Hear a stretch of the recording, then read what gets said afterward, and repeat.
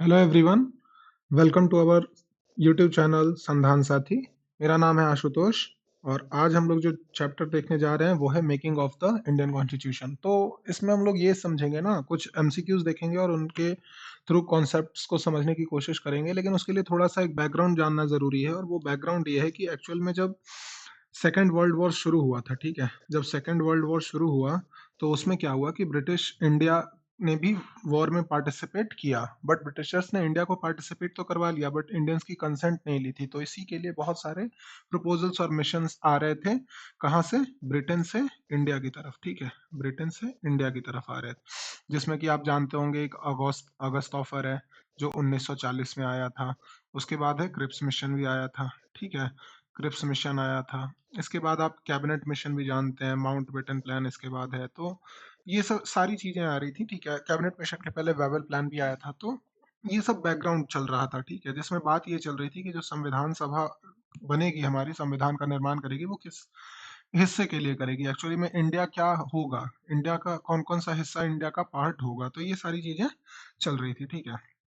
तो यहीं से हमारा पहला क्वेश्चन भी है। हमारा जो पहला क्वेश्चन है जो वो ये है कि संविधान सभा का जो निर्माण हुआ था या संविधान सभा का जो गठन हुआ था वो किसकी सिफारिश पे किया गया था, ठीक है। The constituent assembly was formed on the recommendation of. तो ये जो किया गया था ये कैबिनेट मिशन पे किया गया था और ये आया था 1946 में। तो ईयर आप याद रखेंगे, अगस्त ऑफर 1940 का है, ठीक है।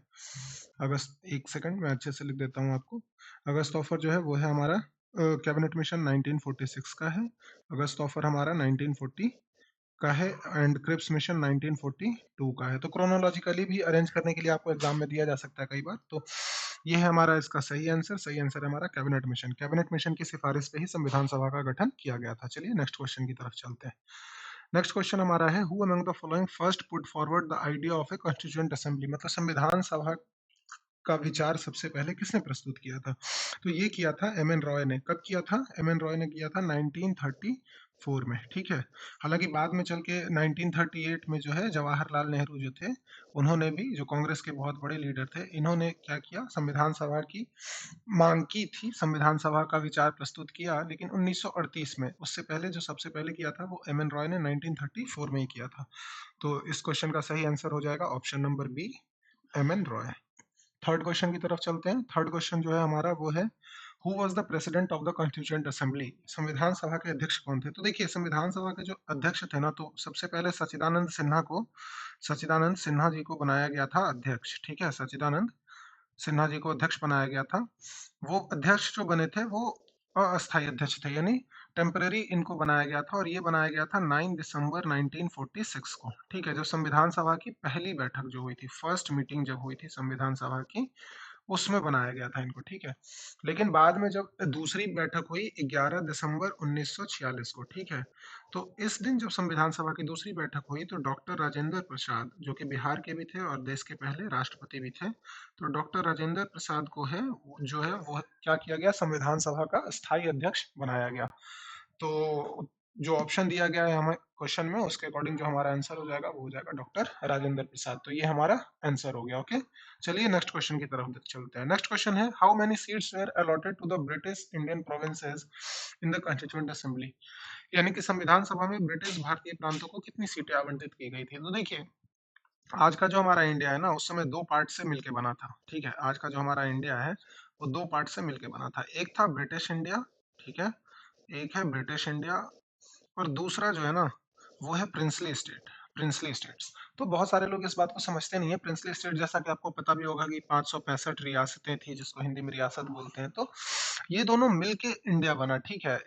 तो जो ब्रिटिश इंडियन प्रोविंस के लिए जो सीटें अलोकेट की गई थी वो की गई थी 296, और इनका इलेक्शन हुआ था, ठीक है। तो जो 296 सीट थी, यहाँ पे हम लोग देख लेते हैं, 296 सीट्स जो है वो एलोकेट की गई थी किसको? ब्रिटिश इंडिया को। किसको एलोकेट की गई थी? ब्रिटिश इंडिया को। अब इसमें से क्या हुआ था कि इलेक्शन हुआ था। इलेक्शन कैसा था? तो इलेक्शन था वो इनडायरेक्ट इलेक्शन था। तो ये आप ध्यान में रखें, कई बार आपको स्टेटमेंट में फंसा दिया जाएगा क्वेश्चन देके। मान लीजिए क्वेश्चन फ्रेम कर दिया गया कि which one of the following statement is true about the constituent assembly, मतलब कि संविधान सभा के बारे में निम्नलिखित में से कौन सा कथन सही है। अब उसमें से एक कथन मान लो आपको दे दिया जाता है कि संविधान सभा में जो मेंबर्स चुन के आए थे, सदस्य चुन के आए थे, वो डायरेक्टली इलेक्टेड थे, यानी सीधे रूप से निर्वाचित होके आए थे। तो ऐसा नहीं नहीं है, वो गलत स्टेटमेंट हो जाएगा। सीधे नहीं, इनडायरेक्ट इलेक्शन था। कैसा इलेक्शन था? इनडायरेक्ट इलेक्शन, यानी अप्रत्यक्ष चुनाव हुआ था। ठीक है, हिंदी में अगर इसको लिख दें तो अप्रत्यक्ष चुनाव हुआ था। ठीक है, हैंड राइटिंग थोड़ी सी खराब है दोस्तों, तो इग्नोर करेंगे आप। अप्रत्यक्ष चुनाव के थ्रू आए थे। ठीक है, अब इस 296 सीट्स में जो एलोकेट हुई थी, इसमें से 208 सीट्स जो है वो कांग्रेस के पास आई। कांग्रेस ने 208 सीट्स पे चुनाव जीता, 73 सीट्स पे मुस्लिम लीग ने भी चुनाव जीता, और 15 सीट्स जो है वो अदर्स के खाते में गई थी। ठीक है, तो ये था ओवरऑल। तो इस प्रश्न का जो सही उत्तर हो जाएगा वो हो जाएगा 296 सीट्स। ओके, चलिए नेक्स्ट क्वेश्चन देखते हैं। नेक्स्ट क्वेश्चन हमारा है, when was the first meeting of constituent assembly held? तो अभी हमने देखा था कि पहली जो सभा, संविधान सभा की जो पहली बैठक हुई थी वो हुआ था 9 दिसंबर 1946, यानी 9 दिसंबर 1946 को। ठीक है, और दूसरी बैठक कब हुई थी? 11 दिसंबर 1946 को। लेकिन ध्यान रखिएगा, अगर आपसे क्वेश्चन पूछ दिया जाए कि संविधान सभा की पहली बैठक की अध्यक्षता किसने की, तो वो उसके अध्यक्ष थे सच्चिदानंद सिन्हा। कौन थे? सच्चिदानंद सिन्हा। ठीक है, लेकिन जो दूसरी बैठक हुई इसमें डॉक्टर राजेंद्र प्रसाद को अध्यक्ष बना दिया गया था। तो ये चीज आप ध्यान रखेंगे, थोड़ा सा कंफ्यूजिंग है, बट सच्चिदानंद सिन्हा टेम्पररी अध्यक्ष थे और डॉक्टर राजेंद्र प्रसाद क्या थे? परमानेंट अध्यक्ष थे। ठीक है, क्या थे? परमानेंट अध्यक्ष थे। तो ये बात दिमाग में रखेंगे आप। तो यहाँ पे हमसे पूछा जा रहा है कि पहली मीटिंग कब हुई, तो पहली मीटिंग कब हुई? 9 दिसंबर 1946। ऑप्शन नंबर ए हमारा राइट आंसर हो जाएगा। चलिए नेक्स्ट क्वेश्चन की तरफ चलते हैं। नेक्स्ट क्वेश्चन हमारा कह रहा है कि constituent assembly, sorry, next question हमारा कह रहा है कि constituent assembly adopted the national flag on which date? National flag को कब अडॉप्ट किया गया था संविधान सभा के द्वारा, यानी कि हमारा जो राष्ट्रीय ध्वज है तिरंगा, इसको कब अपनाया गया था? तो इसको अपनाया गया था 22 जुलाई 1947 को। ठीक है, कब अपनाया गया था? इसको अपनाया गया था 22 जुलाई 1947 को, नेशनल फ्लैग। तो उसी दिन हम लोग 22 जुलाई को ही क्या मनाते हैं? नेशनल फ्लैग डे मनाते हैं। क्या मनाते हैं? National flag day. क्यों मनाते हैं? क्योंकि इसी दिन हमने नेशनल फ्लैग को अडॉप्ट किया था। तो अब अगर आपसे यहाँ पे एक दो चीज और आप एडिशनल इंफॉर्मेशन देख लीजिए। नेशनल एंथम, ठीक है, नेशनल एंथम, तो ये कब अडॉप्ट किया गया था? तो नेशनल एंथम जो अडॉप्ट किया गया था वो किया गया था 24 जनवरी 1950 को। एंड नेशनल सॉन्ग कब अडॉप्ट किया गया था? तो नेशनल सॉन्ग जो है वो भी अडॉप्ट किया गया था 24 जनवरी 1950 को। ओके, तो ये डेट सेम है दोनों के लिए। नेशनल फ्लैग की जो डेट है वो है 22 जुलाई 1947, यानी 22 July 1947 was the date on which our constituent assembly adopted the national flag. चलिए नेक्स्ट सवाल देखते हैं।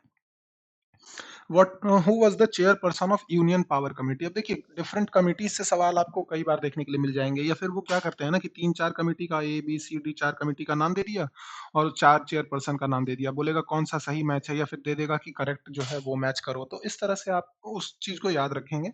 तो इसमें हमसे क्वेश्चन में पूछा गया कि यूनियन पावर कमेटी के चेयरपर्सन कौन थे। तो यूनियन पावर कमेटी के चेयरपर्सन कौन थे? तो यूनियन पावर कमेटी के चेयरपर्सन थे जवाहरलाल नेहरू। ठीक है, सरदार वल्लभ भाई पटेल कौन सी कमेटी के अध्यक्ष थे? तो सरदार वल्लभ भाई पटेल जो थे वो एडवाइजरी कमेटी जो बनी थी ना फंडामेंटल राइट्स के लिए, उसके अध्यक्ष थे। ठीक है, तो एडवाइजरी कमेटी बनी थी फंडामेंटल राइट के लिए, एडवाइजरी, सॉरी मैं यहाँ लिख देता हूँ, आप यहाँ ध्यान देंगे।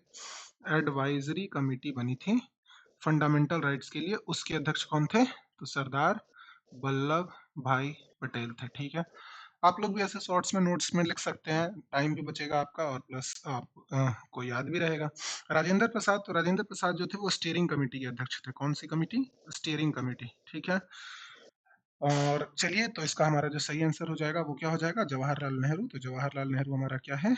राइट आंसर है। ओके, जवाहरलाल नेहरू हमारा राइट आंसर है। नेक्स्ट क्वेश्चन की तरफ बढ़ते हैं। अगला सवाल हमारा क्या है? Who was not a member of the drafting committee? Drafting committee के मेंबर कौन नहीं थे? तो पहले तो आपको ये याद रखना है कि ड्राफ्टिंग कमिटी थी क्या।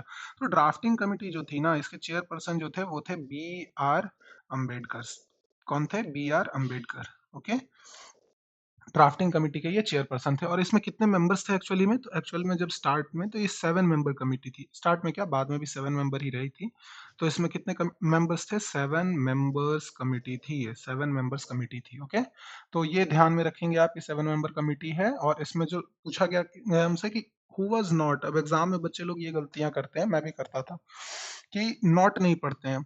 तो who was not a member of the drafting committee, कौन नहीं थे? तो के एम मुंशी भी थे, एन माधव राव भी थे, टीटी कृष्णामाचारी भी थे, बी एन राव नहीं थे। बी एन राव क्या थे? कॉन्स्टिट्यूशनल एडवाइजर थे। क्या थे B N Rau? Constitutional adviser, जिसको हम लोग लीगल एडवाइजर भी बोलते हैं, ठीक है, क्या, legal adviser to the constituent assembly. तो वो थे, तो बी एन राव हमारे जो हैं वो मेंबर नहीं थे। उसके अलावा अगर आप और मेंबर्स के नाम जानना चाहते हैं तो वो भी मैं यहाँ लिख देता हूँ। जो सबसे पहला नाम है हमारा वो चेयरपर्सन ही है हमारे, वो कौन है, तो सबसे पहले जो है वो है बी आर अम्बेडकर। मैं शॉर्ट में लिखूंगा, आप थोड़ा समझेंगे इस चीज को। बी आर अम्बेडकर जो है वो पहले चेयरपर्सन थे। दूसरे जो थे वो दूसरे जो मेंबर भी थे हमारे वो हैं एन गोपाला स्वामी अयंगर, ठीक है, एन गोपाला स्वामी अयंगर। थर्ड जो थे वो कौन थे, तो अल्लाडी कृष्णा स्वामी अय्यर, ठीक है, अल्लाडी कृष्णा स्वामी अय्यर, ठीक है। फोर्थ जो मेंबर है हमारे वो कौन हो जाएंगे, के एम मुंशी। फोर्थ मेंबर है हमारे के एम मुंशी। फिफ्थ मेंबर हमारे कौन है, सैयद मोहम्मद सदाउल्लाह, ठीक है, सैयद मोहम्मद सदाउल्लाह,